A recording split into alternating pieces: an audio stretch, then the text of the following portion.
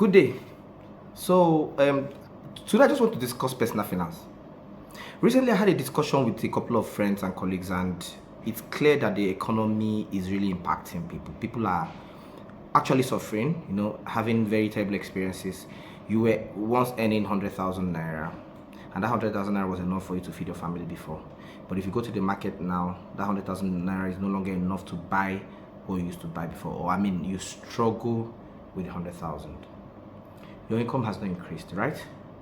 But what I'm going to say is not as if there's a solution that now ensures that that money will become enough. No. But I'm just going to tell you, what is expected from a personal finance point of view, some things, some tips that could help you, just, make you look at it very well. And who knows, eventually something I'm going to say will be good for you. It's part of what you will pick something from. So I think the very first point I want to talk about is that you need to have a budget. There's no way you can earn money without having a form of budget that shows you how you have, where you can track your income and expenses. So again, as I want to say, if you earn 100,000 naira, that's your income. Then you check what you spend. That's your expenses. What do you spend it on? You have to spend on rent, you have to spend on food, you have to spend on school fees, you have to spend on a lot of things. I'm assuming you have a family. Now, those things are what make up your expenses. So you have to track what is your income and what is your expenses. And income is not limited to maybe your fixed salary. If you have any other source of money that comes in, that might not come in monthly, but it comes in, is something that you forecast as an income.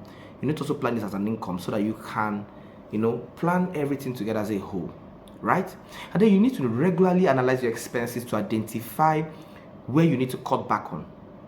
So that budget enables you to analyze and know where you cut back on. So the example I want to give in this case is that, again, so you have 100K that you spend, you earn, and you have been spending, and you check on a regular basis, you've had a budget, you've been tracking your expenses, and you've noticed that there is this thing I'm spending on. I have clubbing, and again, this one is a want, not necessarily a need. I understand that, but you have clubbing there, and based on what you're saying, you can tell yourself, well, maybe I can try to reduce the cost of my clubbing to this amount. So by doing that, you've actually been able to analyze your expense and know an area to cut down on, right? Now, the next thing you need to know is that you need to spend less than you earn. Again, I understand the economy is very bad, so this one is very challenging and difficult right now, but it's something that we need to try to do. You need to spend a lot less than you earn, and you have to find a way of living within your means, and the only way you can actually do that is to see what you can cut out. You have to see what exactly you can cut out. You can't be earning 100K and be spending 300K. You are heading towards destruction.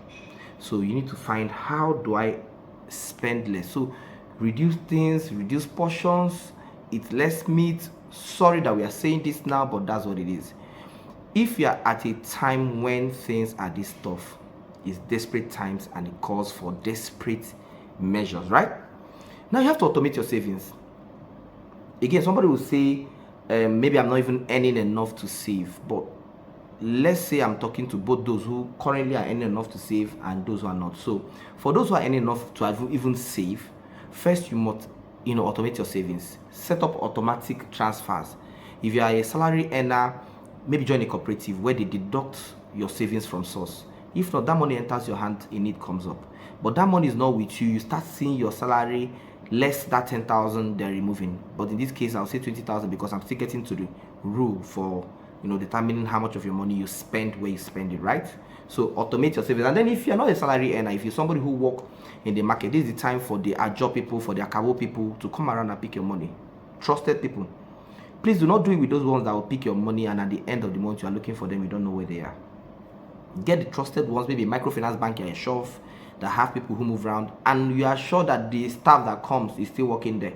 Because I've also seen stories where the microfinance staff comes, picks all the money, and nobody sees him again, and then the microfinance starts arguing that we sacked him 4 months ago. Yes, it's their liability, but I'm still saying it's something that's happened before, right?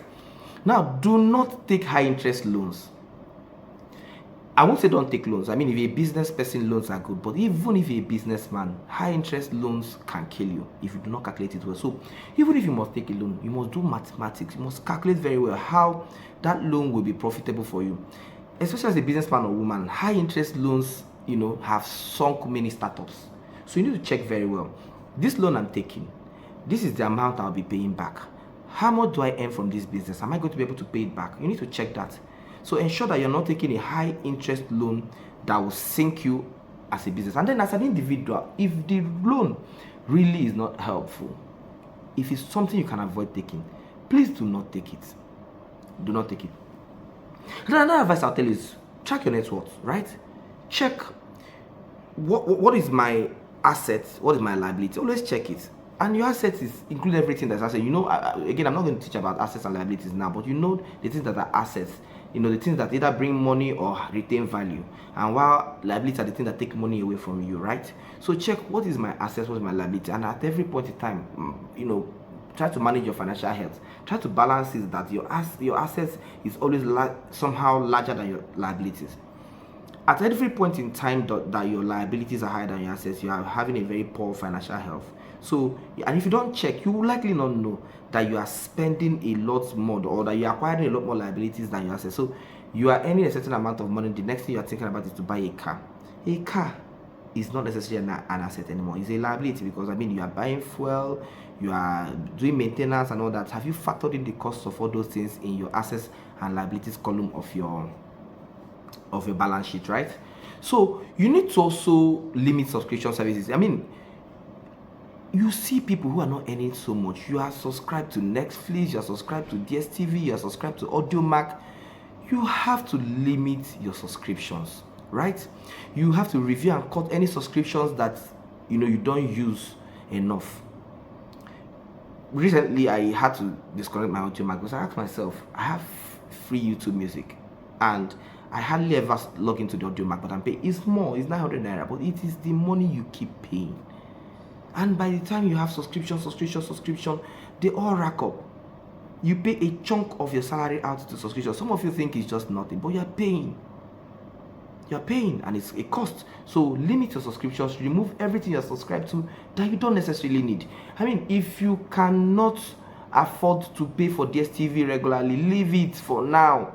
Sorry, DSTV, I'm not, but I'm saying, please, if your finances can, and those who can afford, for goodness sake, pay. You should enjoy life, right? But I'm saying that if your current finances cannot allow it, leave it, right? You need to cut impulse spending. You don't go out, something is happening, you just see something somewhere and you quickly buy. If you don't have a budget, this happens to you a lot more. But once you have a budget, you've gotten used to using your budget. Your budget already knows where every single penny is entering. This becomes a little more difficult, but it's also good to just remind you that you need to cut impulse spending. Then every time you want to buy something, give yourself 24 hours to decide if you really want to buy that thing, right? Don't just buy it.